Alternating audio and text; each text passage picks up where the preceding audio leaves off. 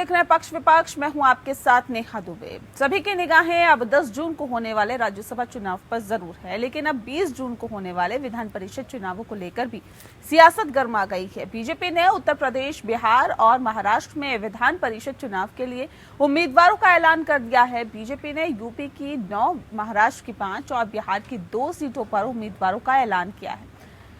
तीनों राज्य के विधान परिषद के द्विवार्षिक चुनाव में 30 सीटों पर 20 जून को मतदान होना है। जिन 30 सीटों पर चुनाव है उनमें 13 सीट उत्तर प्रदेश, 10 महाराष्ट्र और 7 सीटें बिहार की हैं। उत्तर प्रदेश में 13 में से 12 सीट 6 जुलाई को रिक्त हो रही है, जिनमें उप मुख्यमंत्री केशव प्रसाद मौर्य की सीट भी है। मुख्यमंत्री योगी आदित्यनाथ की सीट 22 मार्च को खाली हो गई थी और ऐसे में इन सीटों पर नामांकन के लिए आखिरी तारीख 9 जून है। बीजेपी ने यूपी में 9 उम्मीदवार घोषित किए हैं, जिनमें से यूपी से डिप्टी सीएम केशव प्रसाद मौर्य, भूपेंद्र सिंह, नरेंद्र कश्यप समेत कई मंत्रियों को विधान परिषद का उम्मीदवार बनाया गया है। वहीं बीजेपी ने महाराष्ट्र से प्रवीण यशवंत दारेकर, राम शंकर शिंदे सहित 5 लोगों को प्रत्याशी बनाया है। उधर कांग्रेस ने महाराष्ट्र में 2 सीटों पर उम्मीदवार घोषित किए हैं। कांग्रेस ने चंद्रकांत हांडुरे और भाई जगताप को उम्मीदवार बनाया है। बीजेपी के लिस्ट में पूर्व मंत्री पंकजा मुंडे का नाम शामिल नहीं है। इससे पहले इस बात की अटकलें लगाई जा रही थी कि पार्टी विधान परिषद चुनाव के लिए दिवंगत बीजेपी नेता गोपीनाथ मुंडे की बेटी पंकजा मुंडे को उम्मीदवार बना सकती है। पंकजा मुंडे ने विधान परिषद के लिए मौका दिए जाने के सवाल पर पिछले दिनों टिप्पणी की थी कि मैं अवसरों का लाभ उठाने में यकीन रखती हूं। उसके बाद से ही ये कयास लगाए जा रहे थे कि क्या पंकजा मुंडे को विधान परिषद के लिए मौका मिल सकता है। महाराष्ट्र बीजेपी के शीर्ष नेताओं से पंकजा मुंडे की अदावत रही है और कई बार वह इसे लेकर असंतोष भी जाहिर कर चुकी है। इसके अलावा पिछले दिनों शरद पवार, आदित्य ठाकरे समेत शिवसेना और एनसीपी के कई नेताओं के साथ उन्होंने एक इवेंट में मंच साझा किया था। इसे लेकर भी कयास लगे थे। ऐसे में पंकजा मुंडे का बीजेपी के लिस्ट में शामिल न होना भले ही चौंकाने वाली बात नहीं है, लेकिन राज्य के सियासी समीकरणों पर इसका असर जरूर देखने को मिल सकता है। मुंडे परिवार का बीड और उसके आसपास के इलाकों में असर देखा जाता है। पंकजा के पिता बीजेपी में ओबीसी सियासत के बड़े चेहरे थे और उनकी बेटियां उस विरासत पर दावा करती रही हैं। इससे पहले पंकजा मुंडे की छोटी बहन प्रीतम मुंडे भी केंद्रीय मंत्री बनने की रेस में थी, लेकिन उन्हें मौका नहीं मिला। बीड के ही भगवत कराड़ को बीजेपी ने केंद्रीय मंत्री बनाया था। यूपी की 13 सीटों में से 9 पर भारतीय जनता पार्टी और 4 पर सपा का जीतना तय माना जा रहा है। वहीं महाराष्ट्र की 10 सीटों में से 4 पर बीजेपी का जीतना तय माना जा रहा है। इसके अलावा शिवसेना 2, एनसीपी 2 और कांग्रेस का 1 सीट पर जीतना तय माना जा रहा है।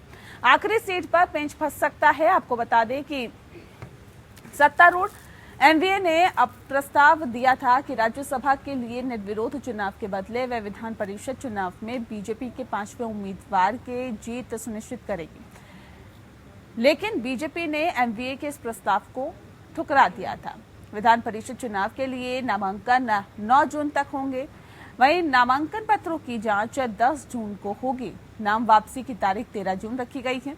मतदान 20 जून को सुबह 9 बजे से शाम 4 बजे तक होगा।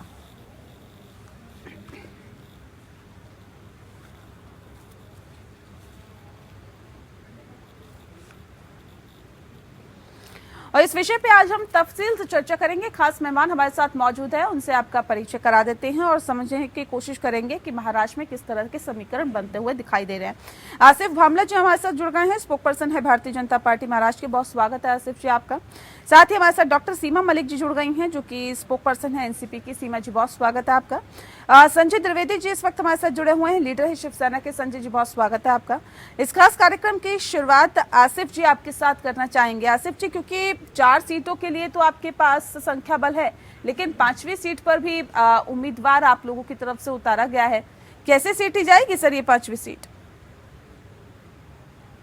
आप मुझे लग रहा है राज्यसभा की बात कर रही है या विधानसभा की बात कर रही है?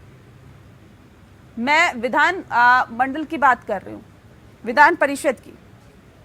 जी, एक मिनट।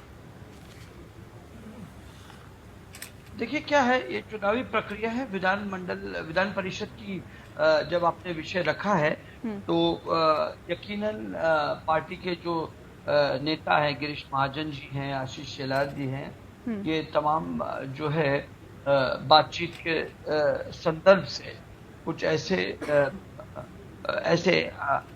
लोग हैं जो निर्दलीय हैं और जो कई चीजों से अस्वस्थ है, नाराज हैं, उनसे बातें कर रहे हैं। तो मुझे लग रहा है चूंकि अभी ये चर्चा के स्तर पर है, तो जहां तक के विधान परिषद की बात करें तो अभी ये वक्त योग्य नहीं उसके बारे में बात करें।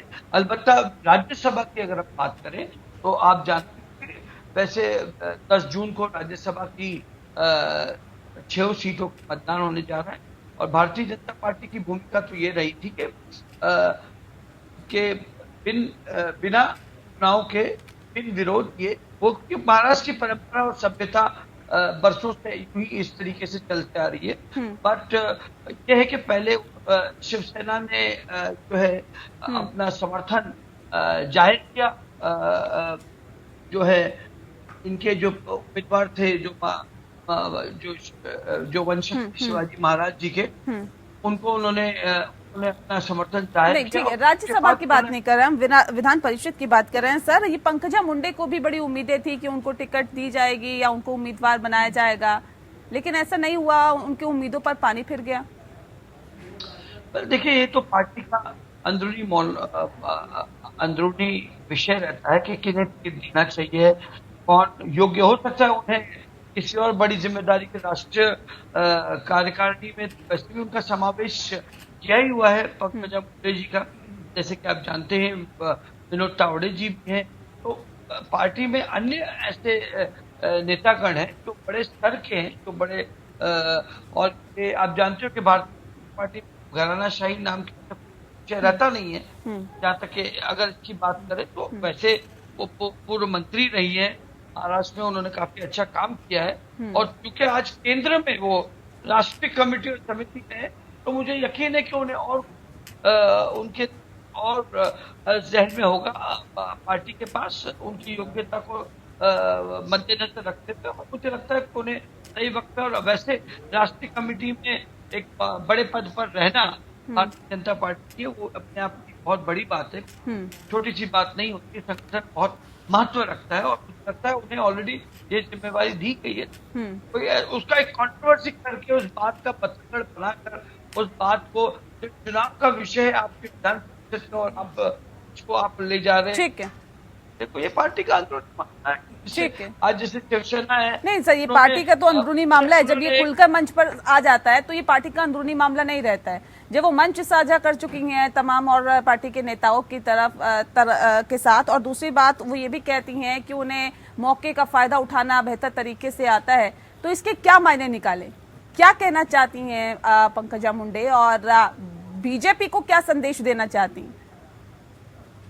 देखिए, भारतीय जनता पार्टी आज देश में ही नहीं, अगर आप देखें तो विश्व में एक अपफ्रंट पार्टी है और यहाँ पर जो है संगठन और केडर को बड़ा महत्व दिया जाता है और व्यक्तिगत यदि वो किसी चीज पर नाराज है, अपनी बात करना चाहें तो वो एक उनका व्यक्तिगत का एक अपनी सोच है। लेकिन जहाँ तक मेरा ख्याल है वो ऐसा कोई विषय नहीं रहता। थोड़ी सी अगर कुछ नीच भी होती है तो हर पार्टी में रहता है, आपने जिसको दिया वो खुश रहते, जिन्हें नहीं दिया वो नाखुश रहते। इसका मतलब ये कि किसको कोई बैर रहता है, there is always chance for next opportunity है और वो तो एक अनुभव ही नहीं है। जहाँ तक के पंकजा मुंडे जी का सवाल है, वो गोपीनाथ मुंडे जी की सपुत्री है और उन्होंने यकीनन आगे बहुत ज्यादा जिम्मेवारी दी है आगे आने में। इसका भरोसा मुझे भी और कहीं ना कहीं उन्हें भी है। लेकिन ये वक्ती तौर पर जो वार्तालाप और बयान तो मीडिया भी थोड़ा सा ठीक है सर, बने रहिए हमारे साथ। सीमा जी, विधान परिषद चुनाव में कितने कांटे की टक्कर देख रही हैं आप? कांटे की टक्कर तो है, बस देखिए जहाँ तक विधानसभा की बात करती हूँ, मैं राज्यसभा के लिए भी कहती हूँ कि इतने साल के बाद इस तरह के चुनाव हो रहे हैं। देखिए पहले जब राज्यसभा के चुनाव होते थे, एक डिसाइडेड सा होता था, एक मतलब एक सौहार्द होता था आपस में लोगों का। पर जब से देखिए जिस तरह की राजनीति आज बीजेपी कर रही है, मैं बड़े साफ शब्दों में मैं आपको कहना चाहूंगी कि जिस तरह से आज जिस तरह का माहौल बना हुआ है, और जिस तरह से आप जिसको हम कहते हैं हॉर्स ट्रेडिंग और ऑपरेशन कमल, और मतलब एक ऐसा माहौल सा बनाया गया है, चाहे महाराष्ट्र हो या पूरे देश में जिस तरह का वो चल रहा है, जिसके लिए मतलब हम क्या कहें, हम उसके लिए कांटे की टक्कर वगैरह तो है ही है, उसमें तो कोई वो डाउट है ही नहीं है। मतलब पर देखिए जिस तरह से आप बड़ी कन्वीनियंटली अगर आपकी कोई बात होती है तो आप कह देते हो कि हमारा इंटरनल मामला है ना। अगर हमारी कोई बात है तो आप उसको कि ये है एमडीए के पीछे आप इतने दिनों से पड़े हुए हो। तो देखिए राज्यसभा के में जहाँ तक है एक ऐसा कैंडिडेट खड़ा करना और उसके पीछे फिर इस तरह की चीजें होना, और फिर लोगों के मतलब लोगों का आपने देखा ही है कि पहले मध्य प्रदेश में या गोवा में जिस तरह की चीजें हुई है, तो हर आदमी को सतर्क रहना है, एक ऐसा राजनीतिक माहौल क्रिएट करना। तो मैं इसके बारे में मतलब आप सभी जानते हैं इन चीजों को। तो आज वही चीज देखने में आ रही है, चाहे वो महाराष्ट्र हो या राजस्थान हो या जो भी हो। तो इसके बारे में हम इससे ज्यादा क्या कहेंगे आप, है ना। देखिए एक बाईस आज पहले राज्यसभा के चुनाव में क्या इस तरह से होता था। आप हमने पहले भी राज्यसभा के चुनाव देखे कि सभी पार्टी के आपस में मतलब एक वो होती थी कि ठीक है हमारा कैंडिडेट है, पर आज इस तरह से मतलब ये चीजें हो रही है, मतलब उसके ये मुझे तो नहीं लगता कि कोई अच्छी बात है एक राजनीति इन चीजों के ऊपर करना। इससे ज्यादा मैं आपको क्या कह सकती हूँ, टक्कर तो है ही, सीधी बात है। लेकिन बताया ये भी जा रहा है कि जिस तरह से एकनाथ खड़से को टिकट दिया गया, उसके साथ ही भारतीय जनता पार्टी को क्या संदेश देने की कोशिश अब एनसीपी की तरफ से की जा रही है, और ये भी कहा जा रहा है कि मंत्री भी बनाया जा सकता है।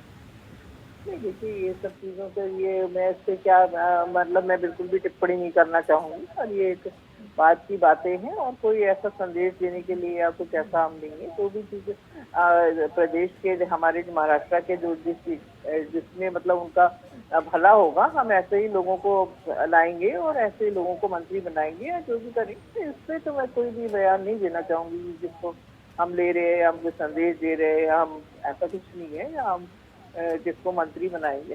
To early to comment on this, so I would not like to comment on this at all. मतलब frankly. ठीक है, क्योंकि महाविकास आघाड़ी सरकार है महाराष्ट्र में संजय जी, लेकिन कांग्रेस ने 2 सीटों पर अपने उम्मीदवारों को उतारा है। कितना लगता है आप लोगों को जीतने के चांसेस कांग्रेस के 2 सीटों पर, क्योंकि भारतीय जनता पार्टी ने भी 5 सीटों पर दावेदारी ठोकी है, कांग्रेस पार्टी कह रही है 2 सीटों पर हम जीत दर्ज करेंगे। शिवसेना को क्या लगता है? नहीं देखिए एक चीज मैं स्पष्ट पहले बता दूंगा आपको, संविधान का जब मैं संविधान बना था 1950 में बना था, इससे पहले भी तमाम सरकारें रही जहाँ पे चुनाव होते रहे, जहाँ पे राज्यसभा के चुनाव होते थे, विधान परिषद के भी चुनाव होते थे, शिक्षक एमएलसी के लिए भी चुनाव होते थे। लेकिन पिछले 8 सालों में एक चीज आप देख लीजिए, वो स्पष्ट मैं बताना चाहता हूँ कि जो एक कानून दल बदल का कानून बनाया गया था, जिसमें यह था कि साहब कोई भी दल बदल नहीं करेगा, उसको भारतीय जनता पार्टी ने विधायकों से इस्तीफे लेके तोड़ना शुरू कर दिया। इस्तीफे लेके सरकार गिरा के सरकार बनाना शुरू किया। पहली बात तो ये। दूसरी बात, जब सरकार बन रही थी महाराष्ट्र में, तो इन्हीं भारतीय जनता पार्टी के बड़े बड़े नेता कहते थे सब हॉस्पिटल मैं इनको खरीद रहा हूँ, उनको खरीद रहा हूँ, और सरकार नहीं बन पाएगी। आज चाहे राज्यसभा चुनाव हो चाहे विधान परिषद चुनाव हो, भारतीय जनता पार्टी का एक नारा है कि हम किस तरह से क्या गोल मोल करके सरकार बना लें। आज चाहे राज्यों में चुनाव हो चाहे केंद्र में चुनाव हो, इनका एक मतलब है कि हम कैसे सरकार बना लें, चाहे उसके लिए एन केंद्र बिगाड़ना हमको कुछ भी करना पड़े। तो इस मानसिकता से चुनाव नहीं होना चाहिए। देखिए राज्यसभा सीटें होती हैं, विधान परिषद सीटें होती हैं, ये विधायकों में डिपेंड करती हैं कितने किसके विधायक हैं, किसके पास कितनी ताकत है। चाहे कोई भी राज्य हो, हर राज्य में चुनाव होते हैं, उस हिसाब से एक गणित लगा के 85 खड़े किए जाते हैं। अब जबरदस्ती आप एक एक्स्ट्रा खड़ा करके क्या दिखाना चाहते हैं देश की जनता को ये मैं अब तक समझ नहीं पा रहा हूँ। तो ये चीजें हर राजनीतिक दल को देखनी चाहिए कि हम किस तरह से, हमारे कितने विधायक हैं, उस हिसाब से आकलन करके और विधान परिषद या राज्यसभा में अपने प्रत्याशी खड़े करने चाहिए। ठीक है। आसिफ जी, आपने सुना अभी भारतीय जनता पार्टी की आदत हो गई है तोड़फोड़ करने की, ये सब कहना है अभी जिस तरह से संजय जी ने कहा है। आप लोगों पे सीधे सीधे आरोप है कि देखिए भारतीय जनता पार्टी की आदत हो गई है, तोड़फोड़ की राजनीति की जाती है, नैतिकता की बात नहीं की जाती और सिर्फ लालच और भय के दम पर कहीं ना कहीं अपने पाले में लोगों को लाने की कोशिश की जाती है। कितना इत्तेफाक रखते हैं आप? देखिए, राज्यसभा की अगर आप बात करें तो मुझे लग रहा है केवल हमें भारतीय जनता पार्टी को 10 ही वोटों की कमी दर्शाई जा रही है। तो मुझे नहीं लगता कि ये कोई बहुत बड़ा एक आंकड़ा है, क्योंकि कई सारे निर्दलीय आज मनसे के नेताओं से भी आशीष शेलार जी ने मुलाकात की है, हितेंद्र ठाकुर जी हैं, अन्य जो नेतागण हैं, कुछ लोग हैं जो अस्वस्थ खुद से अपने आप में हैं, जो निर्दलीय है। जब अपने दम पर ही अगर 10 वोटों की ही हमारा भारतीय जनता पार्टी का रिक्वायरमेंट है, तो ये कोई बहुत बड़ा चैलेंज नहीं है। और ये तो चुनाव है ना। अगर भारतीय जनता पार्टी ने यदि संभाजी राजे छत्रपति जी को अगर इन्होंने अगर पहले ही घोषित कर दिया होता तो ये नौबत नहीं आती। पारंपरिक तरीके से बरसों से ये प्रथा रही है कि बिन विरोधी चुनाव हो, और ये अच्छी बात होती। लेकिन उनसे मुलाकात की गई, उनको बुलाया गया, वर्कशॉप में चर्चा की गई, उन्हें कहा गया कि भाई आपको दिया जा रहा है, घोषणा भी की गई और सार्वजनिक रूप से एक तरीके का मैं तो कहूंगा आश्वासन ही था। और फिर उसके बाद उन्होंने बदल कर गए, उन्होंने अपना खैर ये उनका अंदरूनी मामला, उसमें हमारा कोई कंट्रोल नहीं रहता। लेकिन ये इसको यदि टालना था, तो अगर परंपरा को बरकरार रखना था, जिसे आप कहते हैं, हमारे राष्ट्रपति की जो प्रवक्ता है वो कह रही थी, आज वो भारतीय जनता पार्टी के उम्मीदवार दे रहे हैं ना विधानसभा में। आज थोड़ा थोड़ी आरोप अगर लगाया जाए तो वो भी एक तरीके से होता है। लेकिन ठीक है, जिससे जहां जाना है अगर वो वहां जा उन्हें वहां पे मकाम मिल इच्छा है। लेकिन जहां तक भारतीय जनता पार्टी की बात है, क्योंकि 10 मतों की जरूरत है राज्यसभा के लिए, मुझे लगता है कि एक बहुत बड़ा चैलेंज होगा। अब मुझे लग रहा है कि तीनों सीट जो है भारतीय जनता पार्टी को राज्यसभा में बिन विरोध चुनकर आने में मुझे लगता है कोई बहुत बड़ा तो बिन विरोधी आ रही है। तीसरे जो चुनाव है उस जो है समर्थन आने के चलते उस यकीनन भारतीय जनता पार्टी में ठीक है। लेकिन ये 5 सीटों पर जो उम्मीदवार आपने उतारे, इसके क्या मायने हैं सर? देखिए, पार्टी का एक अंदरूनी एक फैसला होता है, हमें 5 सीट लड़ना है और उस पर कोई रोक तो नहीं है ना। आज तो कोई सामान्य व्यक्ति भी अगर नहीं सर, वो तो आप 6 सीटों पे भी उतार सकते थे और 10 के 10 सीटों पे भी उतार सकते थे, उसमें रोक नहीं है। लेकिन हम थोड़ा सा मायने समझना चाह रहे हैं कि अगर 5 सीटों पर उतारे हैं तो क्या सोच के, क्या समझ के और क्या मायने इसके निकाले जाए सर? पार्टी का एक स्ट्रैटेजी, कुछ लोग हैं जो चाह रहे हैं, लोग नाखुश होंगे, लोग होंगे जो चाहते होंगे कि भाई हम समर्थन करें। तो ये तो अब चुनाव के बाद ही आपको पता चलेगा ना सत्य क्या है। अच्छा, लोग चाह रहे थे इसलिए 5 सीटों पर उम्मीदवार उतार दिए गए। सीमा जी कुछ क्या कहना चाह रही है? मैं रुक कर लेती हूँ, उसके बाद फिर मैं आपके रुक करती हूँ। सीमा जी, मैं यही कहना चाह रही हूँ कि किस तरह का मतलब वक्तव्य है कि कुछ लोग चाह रहे थे। देखिए, आज सबको पता है कि किस तरह से जो सेंट्रल एजेंसीज हैं उनका मिसयूज करके लोगों को डरा करके पार्टी ज्वाइन कराई जाती है। इस बात में तो आज शक नहीं रह गया। किस तरह से बंगाल के चुनाव के समय लोग कहते हैं कि हमारे जेब में 20 MLA हैं, या तो इस तरह की बातें। देखिए, आज इतना, और वो भी अब एक राज्यसभा के चुनाव के लिए भी ये चीजें हो रही है, क्योंकि पहले कभी भी नहीं होती थी। तो ये जो देश में ये ऐसी जो मैं कहती हूँ प्रवृत्ति चल रही है, ये कोई अच्छी बात नहीं है। मैं केवल ये कहूंगी 10 लोग हो या 5 लोग हो या केवल एक आदमी के आने से भी सरकार बन जाती है, सरकार टूट जाती है। तो ये कोई इसको हम ये नहीं कह सकते कि ये बहुत स्मॉल इशू है। जिस तरह से ऑपरेशन कमल और जिस तरह से मतलब ये तो दूसरी पार्टियों पे भी अप्लाई होता है ना संजय जी। सबसे होता है, सबसे होता है। पर कांग्रेस पार्टी की तरफ से भी अगर 2 उम्मीदवारों को चुनावी मैदान, ठीक है सीमा जी, दो उम्मीदवारों को बनाया गया है कांग्रेस की तरफ से। एक सीट तो उनके खाते में जाती हुई दिखाई दे रही है, 2 एनसीपी के खाते में जाती हुई दिखाई दे रही है, 2 शिवसेना के खाते में जाती हुई दिखाई दे रही है और 4 जा रही है बीजेपी के पास। लेकिन जब 5 सीट पर बीजेपी अपने उम्मीदवार उतारती है और 2 सीटों पर कांग्रेस उतारती है, तो ये समझ से परे है ना, ये दूसरी सीट कैसे आएगी? आ पाएगी क्या सीमा जी? वो अलाउड है उन्हें।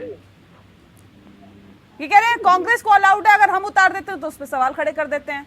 पर ये सब चीजें एक्चुअली शुरू किसने करी है और किस तरह से पिछले दिनों में ये सब चीजें हुई है, ये सब लोग ये बात जानते हैं, है ना। ऐसा पहले नहीं होता था।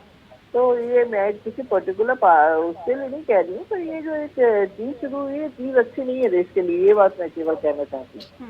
और ये किसने शुरू करी है और क्या क्या चीजें पीछे हुई है, ये सब लोग जानते हैं। ये किसने शुरू की? देखिए, आप सबको पता है, ऑपरेशन कमल हमने तो शुरू नहीं किया ना। इस तरह से जो मध्य प्रदेश में हुआ या गोवा में, वो हमने तो नहीं करा ना। तो मेरा इशारा केवल इस तरफ है।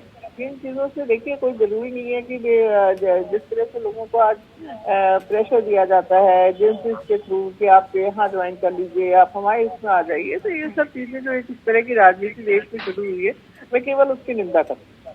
मैं केवल ये पॉइंट आपके सामने रखना चाहती हूँ कि इस तरह से राज्यसभा के चुनाव में तो कम से कम नहीं होता था। ठीक है, ठीक है। संजय जी काफी देर से कुछ कहना चाह रहे, संजय जी अपनी बात रख दीजिए, उसके बाद मैं आगे गेस्ट का रुख करती हूँ। मैं अभी भारतीय जनता पार्टी प्रवक्ता की बात सुन रहा था, कुछ सीट के बारे में बता रहे थे, मुझे सीट नहीं दी गई जो राष्ट्रीय उसमें है। मैं आज तक एक चीज नहीं जान पाया नेहा जी, पिछले 8 सालों में, कि भारतीय जनता पार्टी के अंदर परिवारवाद की परिभाषा क्या है। मैं आज तक ये नहीं जान पाया कि अभी गोवा में हमारे जो पूर्व मुख्यमंत्री उनको लड़के जिस तरह का बर्ताव, या कहीं भी आप देख लीजिए कुछ लोगों का इतना बर्ताव कि वो बीसीसीआई के सचिव बन जाते हैं, तमाम सुविधाएं उनको मिल जाती हैं। तो इस तरह का जो विषय ये है, इस तरह की जो ये चीजें कर रही हैं, ये चीज समझ में नहीं आती हमारी। और दूसरे परिवारवाद का आरोप लगाया जाता है। सर दूसरी पार्टियां परिवारवाद पे मत जाइए ना सर, परिवारवाद पे जाएंगे तो एक लंबी डिबेट हो जाएगी, उस पे मत जाइए, क्योंकि वो आज का हमारा विषय नहीं है। बात एमएलसी के चुनाव का है जी। मैं छोटी सी बात मैंने की, जो भी आप कह रहे थे उस पर मैंने थोड़ा चर्चा की। बाकी एमएलसी चुनाव है, आज से पहले भी एमएलसी चुनाव उत्तर प्रदेश में भी विधानसभा चुनाव हो रहा है। 8 सीटों उन्होंने किया, 3 सीटों में दूसरी पार्टी ने खड़े कर दिए, बराबर चुनाव हो गया। लेकिन ये हमें हर जब महाराष्ट्र एक ऐसा प्रदेश बन गया इस समय जहाँ पे इस तरह की ताकतें लगी हुई हैं, चाहे वो ईडी का मामला ले लें, चाहे किसी का मामला ले लें, खड़ा किया है तो ये गैर कानूनी काम थोड़ी ना है सर। उम्मीदवार खड़ा किया है तो किया है, पार्टी का ही पार्टी खड़ा करना चाहती है, उसने कर दिया। अरे मैं तो इससे कुछ कह ही नहीं रहा हूँ ना, मैं कहाँ कह रहा हूँ कि उन्होंने गलत काम किया। तो भारतीय जनता पार्टी तो आज देश सबसे अच्छा काम कर रही है। महंगाई बढ़ा दी, पेट्रोल के दाम बढ़ा दिए, बेरोजगारी बढ़ा दी, जीडीपी की कर दिया, तो ये तो अच्छा काम कर रही है, अच्छी चीज है। ऐसा करते नहीं है भाई, आज 85 खड़ा करें या कुछ नहीं करें तो अच्छा काम कर रही ना। महंगाई बढ़ा दिया, आज महाराष्ट्र महंगाई से परेशान है। तो कभी आदन को ले आएंगे मुंबई में कि सब आदन खान गिरफ्तार कर लिए गए, कभी सुशांत सिंह राजपूत केस लेके आ जाएंगे। तो ये तो डिबेट किसी पे आप बात कहीं पे करते हैं, ऐसे मत करिए ना, मुद्दे पे डिबेट को रहने दीजिए, तभी अच्छा लगता है सर। चलिए बहुत शुक्रिया, बहुत शुक्रिया। मेरे पास वक्त की कमी है, बहुत शुक्रिया आप तीनों मेहमानों का हमारे साथ इस खास चर्चा में शामिल होने के लिए। तो जाहिर तौर पर ये कहा जा सकता है कि कल का आखिरी दिन है नामांकन करने का, और कल सभी जो उम्मीदवार है वो नामांकन करेंगे। 20 तारीख को चुनाव होगा।